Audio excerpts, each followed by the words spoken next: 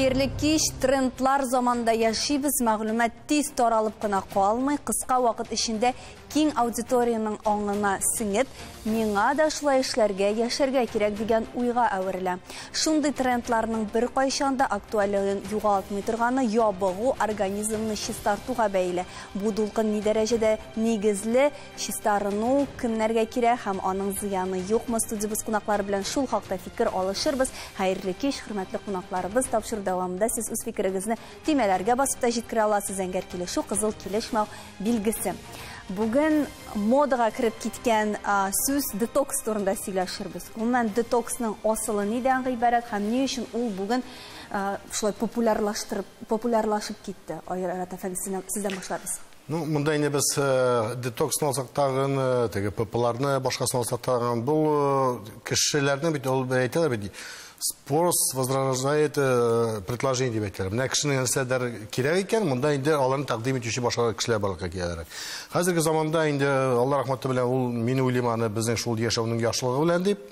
Кешеләр үзләренең тазалык турында уйлый башлыйлар дагы, ниндидер токсиннар турында сүзләр чыга, ниндидер шлаклар турында сүзләр чыга. Сүзләр чыкты икән, аларны ничек чыгарырга дигән аның уже методларын шул вакытта тәкъдимләр килә башлый. Менә шул детокс дигән нәрсә, дезинтоксикация нәрсә дигән токсиннарны организмнан чыгару дип атала. Шуның белән барлыкка килде менә шундый детокс дигән тәкъдим бу кешеләр арасында.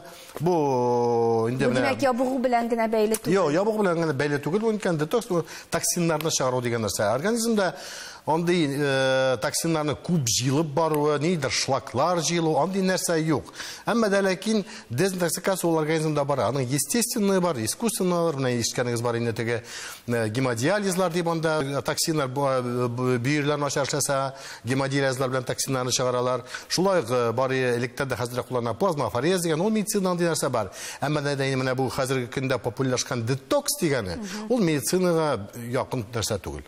Айрат, син менә шактый өйрәндең бу теманы, детокс темасында ябыгуны да синең караш ниндирәк? Менә син мәсәлән үз организмыңнан шлакларны, токсиннарны чыгару яклымы, каршымы моңа?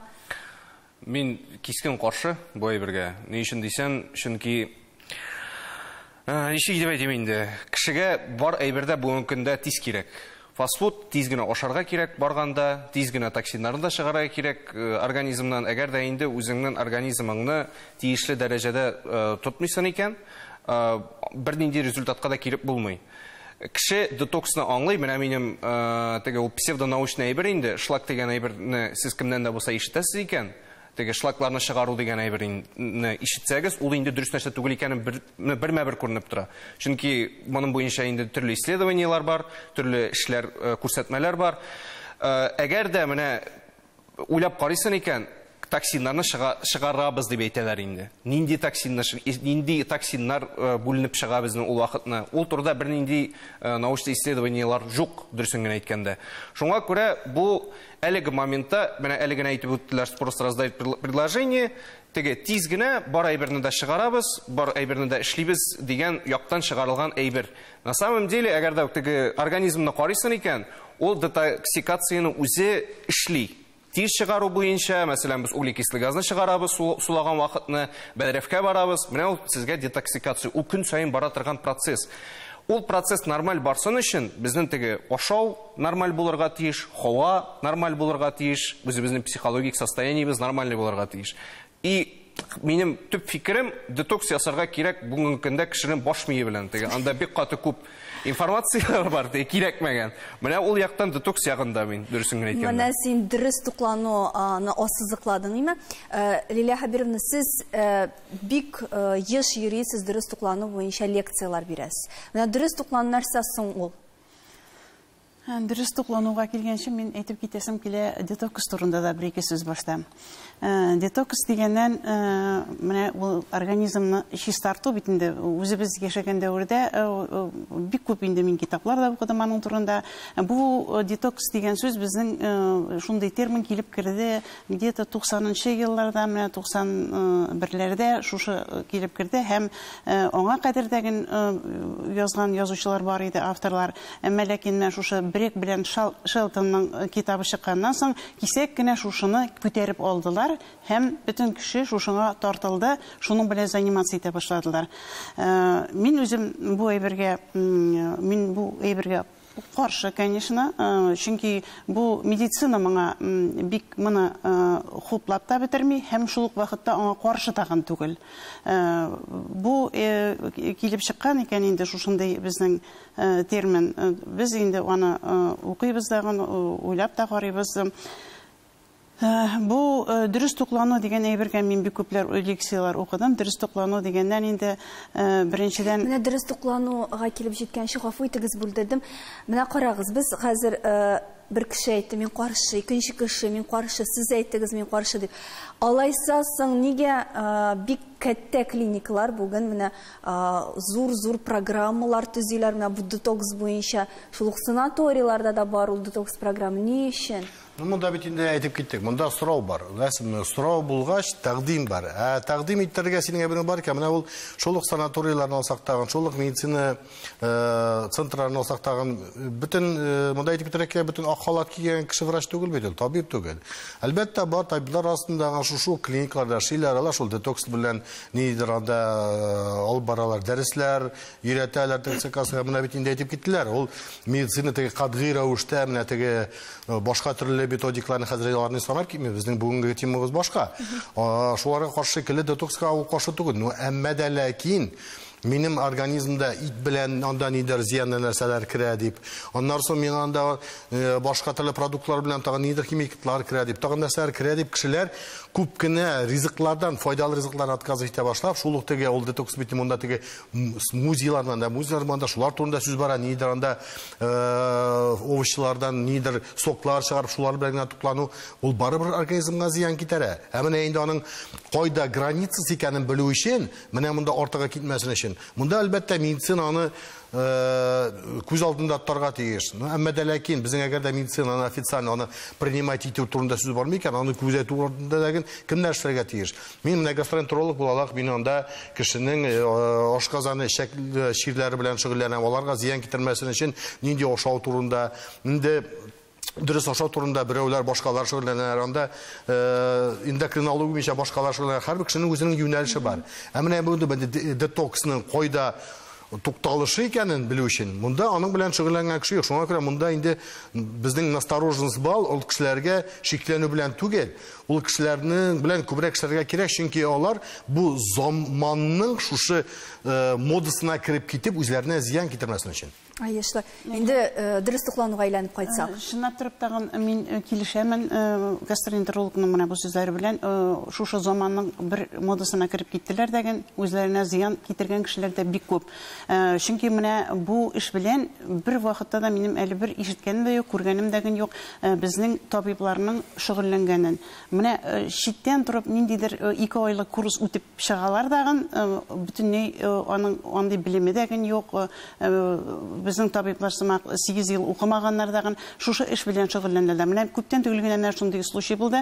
Минем бер ерактанрак кына таныш Лилия Хәбировна, мин менә шундый эш белән шөгыльләнә башладым. Миңа чират торалар, менә шундый мин бүген Нижний Новгородта, иртәгә мин Мәскәүдә, 3нче җирдә тагы шушылай килүемә минем кешеләр әзер. Син мәйтәм, вообще моның белемең бармы соң дип сорагачтан, инде ул әйтә, минем белемем юк, 2 айлык мин курс үттем шушыңа дигән. Менә шушындый кешегә эләгеп, инде без үзебезнең сәламәтлегебезне тапшырабыз икән, менә анда инде аның осложнениялары һәм башкалары да килеп чыга. Шуңа күрә минем табибларның моның белән чынлап торып күргәнем юк эшләгәнен, һәм мин шуның өчен дә бигрәк тә каршы бу эшкә. Онлайн курслар турында соңрак табиб дөрес ашау булган вакытта сахарный диабетыдагын кичегеп тора, китермәс өчен һәм башка төрле диагнозларда һәм шуша детокстандагы организмны үзебездә чистарталабыз без дөрес ашаганда. Biz менә кай вакытта бик күп ашап ташлыйбыз. Аның шамасын белмичә, артык ашау тоже бик зыян китерә безгә. Шуның өчен һәрбер нәрсәнең үзенең үлчәве булырга тиеш һәм вакытында ашарга. Biz күбрәк инде менә яшелчәләр мин предлагать итәм инде үзебезнең сахарный диабет белән авыртучыларга яшелчәләр безнең бит Татарстан җирлегенә генә килгәндә дә бик күп шундый ризыклар үзебездә күпме кирәк шулай ашарга була. Детокс дөрес туклану турында сөйләштек, рекламадан соң онлайн марафоннар һәм ябыгы турында сүз алып барыбыз, бездән аерылмагыз.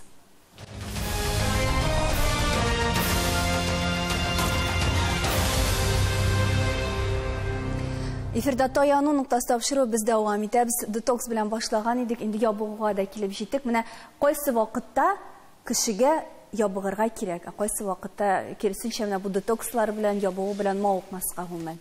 Мондагы булганнар әйткәнчә инде бездә шулай эндокринологлар инде ул детокска каршы дип әйтгәндә сәламәт шуны ди пословица бар бит инде татарларда сәламәт организмда сәламәт акыл. Шуңа беренче чиратта дөрес тукланырга кирәк. Дөрес туклансаң, организм сәламәтлек үзеннән үзе саклана. Бер нәрсә чыгарга кирәк түгел инде ул. Бер нәрсә дә детокс чыгарга кирәк дип уйламыйм. Организм үзе нормага килә, әгәр дөрес туклансак. Аннары бит инде хәзер төрле авыруларга да ул дөрес туклану профилактика булып тора. Шулай ук хәзер бит инде безнең промышленность күп, төрле химический заводлар күп. Шуңа организм кеше үзенә нинди кирәкле, менә Айрат бит инде әйтте, ул без сөйләшкәндә, мин үземә нинди минем организмга нинди продукциялар ярый, нинди ярамый, мин уже хәзер беләм, изучать иттем дип полноценно. Бүтән кеше Айрат кебек түгел. Табиб булмаса да. Минем инде әйтәсе килә шуны ябыгырга теләүчеләр беренче чиратта андый түләүле җирләргә барып детокс ясатканчы табибка күренсеннәр иде. 95% безнең авыру тазалык ул килә дөрес тукланмаудан.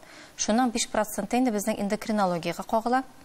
Ул мәсәлән инде болезнь итсенге кушынга дип атала, анда надпочечниковое недостаточство, образование надпочечника, кортизол күп бүленеп чыгала.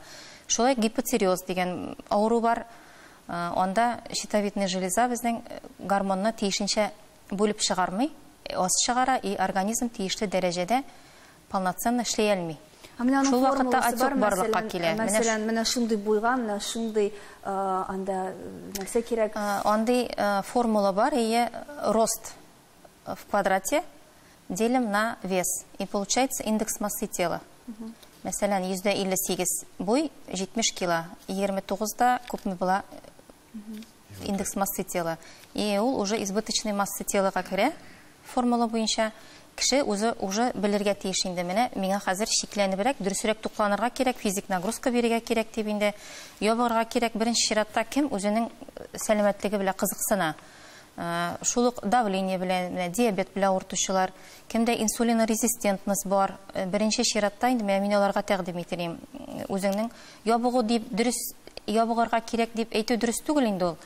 Дөрес тукланырга кирәк дип. Чөнки ябыгырга кирәк дигәч бит әле ул беренче чиратта авыру куркып кала.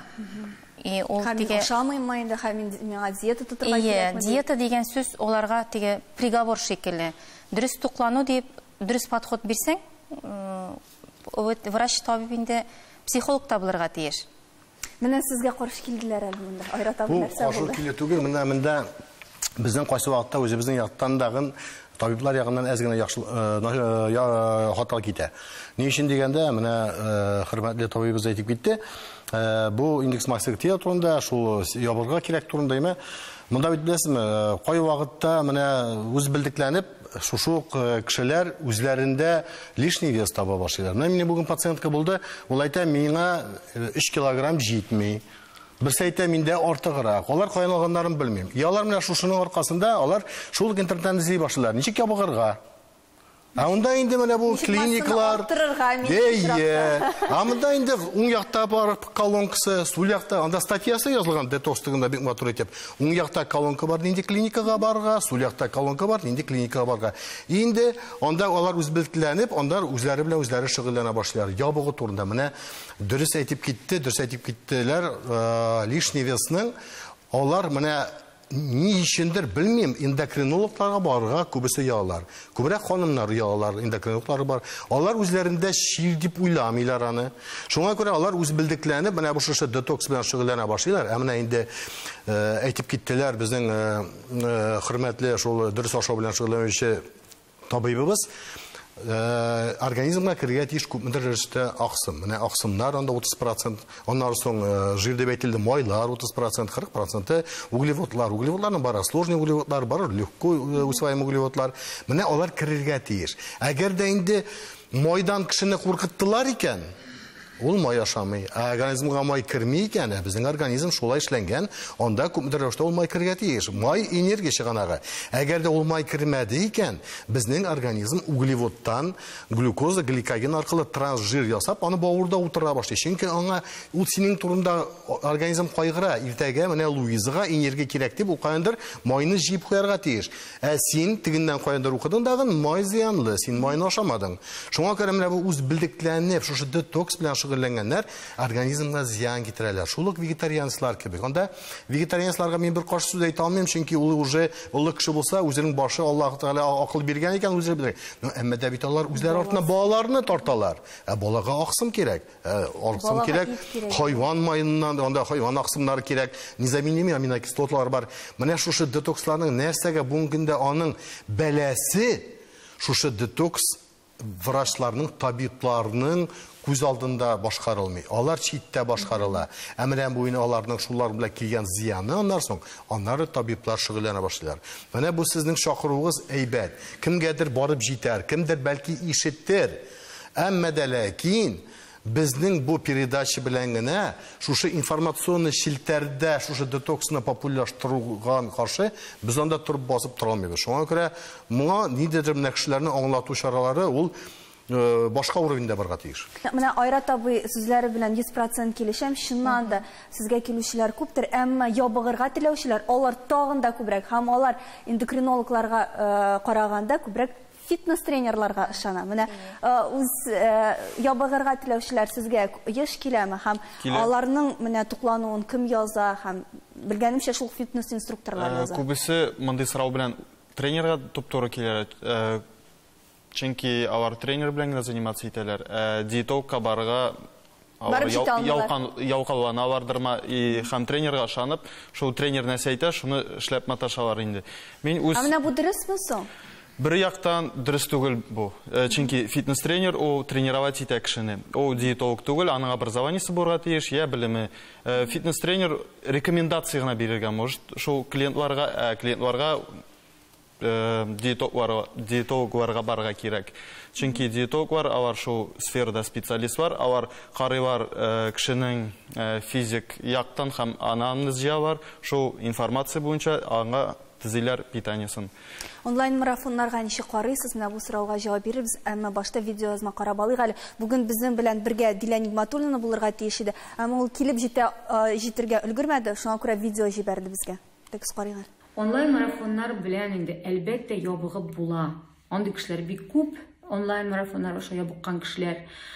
Гомумән аның уңай яклары бик күп. Беренчедән, шушы менә инде безнең дөрес туклану белән, тренировкалар белән кеше ябыгып була икәненә инана. Һәм икенчедән, бу инде бер төрле шундый детокс программа булып тора безнең организмга.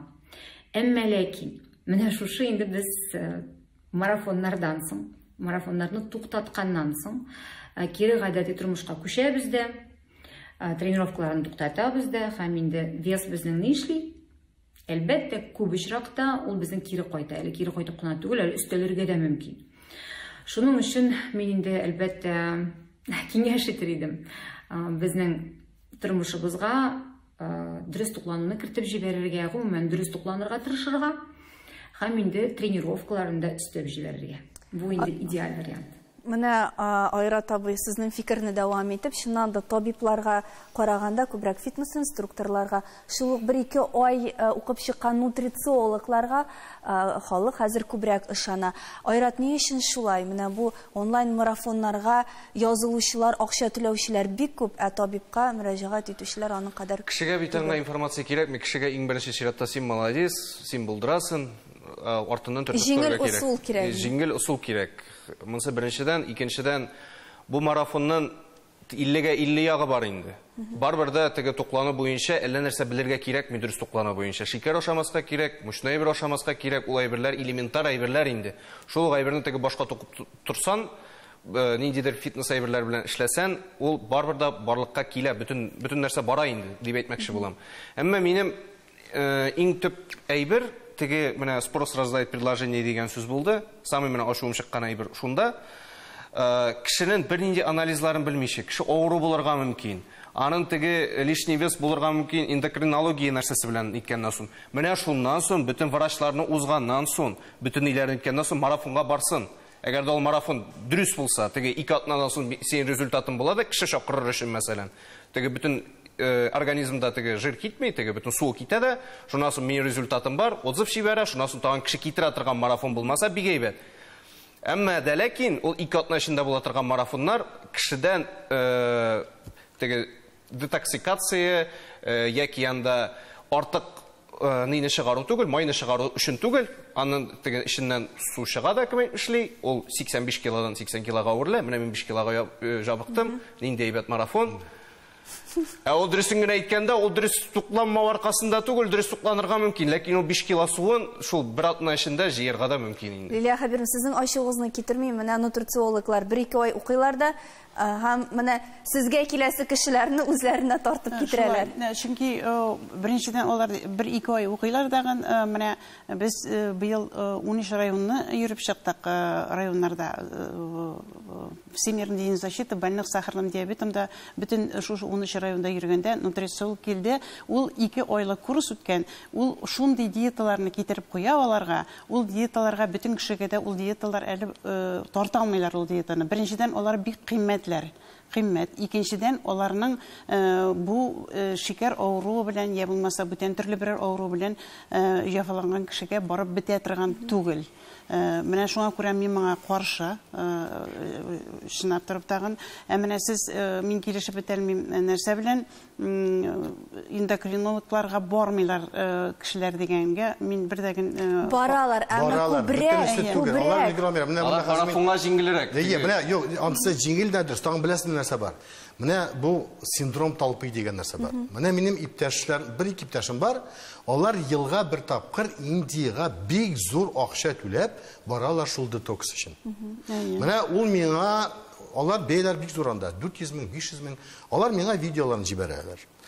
Алар бер кастрюльне ача, анда кишер йөзе бери. Икенчесен ача, анда кәрестә йөзе бери. Өченчесен ача, анда чүгендер йөзе бери. Беләсезме? Мин аңа әйтәм, миңа әзрәк түләгез, 3тән берен генә. Шул хәлне мин сезгә ясалам. Юк. Ни өчен? Чөнки тегендә барысы да шундыйлар. Ул менә атмосфера, бөтенесе йөриләр. Менә ул җиңеләйгәннәр, бөтенесе елмаялар. Ул теге башка планетада шикелле. Аларның мөмкинчелекләре бар, акчаны шундый акчаны чыгарып салырга. Шулык марафоннар, аларның группалар бар. Бөтенесе шундый булгач, бер ияргәч менә вот синдром талпый, аларга наруку работа, аларга эшли. Акча түләгәч, барысы да шундыйлар. Беләсез, менә бу теге секталар бар бит. Алардан секталарда нәрсә, син әгәр дә бер кешене алып шушы идея, сектант идеясын үзенә генә тукып утырсаң, ул сиңа ышанмаска мөмкин. Әмма дә ләкин шушы идея, йөзләгән кеше шул идеяны тыңлап бергә икән, менә бу толпа шул идея белән бара. Файдалымы ул юк, ул секталарда бит нәрсә генә юк. Монда дагы файдасы бармы юк? Менә Айрат дөрес әйтеп китте, бу ябыгуның беренче бу ябыгулар марафонда. Менә мин иптәш малай бар. Ул 20-30 километр велосипедта көнгә үтә. Кайта, үлчәнә дә әйтә. Кило ярым ябыктым ди. Иртә белән миңа шалтырата. Айрат абый, ни өчен мин опять восполнился ди.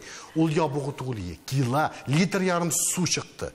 Литр ярым су чыкты, организм кипте, ул җиңеләйде, но ул бераздан тагын үзенә кайтты. Менә шушы кешенең шушында хисләре белән уйнау, аларга ярдәм итә шушы толпаны үзләре янында тотарга. Бүген без Айратның фикеренә мөрәҗәгать иттек һәм хупладык синең фикерләрне. Миңа да берсе ошады. Без хәзер организм чистарту дип шашабыз. Күңел детоксы турында уйланырга вакыт түгел микән? Күңелләребез кирәкле дәрәҗәдә безнең чиста микән? Таяныр нокта һәрвакыт бар, шуны онытмагыз. Рәхмәт.